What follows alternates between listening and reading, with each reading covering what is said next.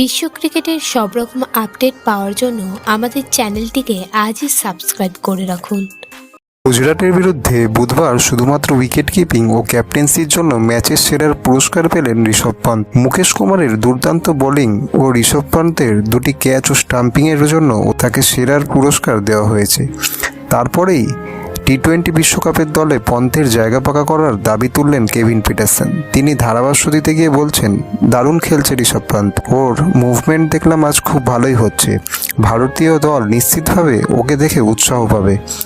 আরও একটু ম্যাচ খেলা ওর দরকার, তার উপর পন্থ চোট ছাড়িয়ে এসেছে, ওকে তো সময় দিতেই হবে। আশা করি আইপিএলের পরে ও বিশ্বকাপের জন্য পুরোপুরি তৈরি হয়ে যাবে। 14-15টা ম্যাচ খেললেই যথেষ্ট। পুরস্কার দেওয়ার পর পন্তকে জিজ্ঞাসা করা হয় তার সাফল্যের কারণ কী। উইকেটকিপার বলেন, নিজেকে যাতে আগের থেকে ভালো জায়গায় নিয়ে যেতে পারি। ভিডিওটি ভালো লেগে থাকলে বাংলার ক্রিকেট চ্যানেলটিকে অবশ্যই সাবস্ক্রাইব করে দিন।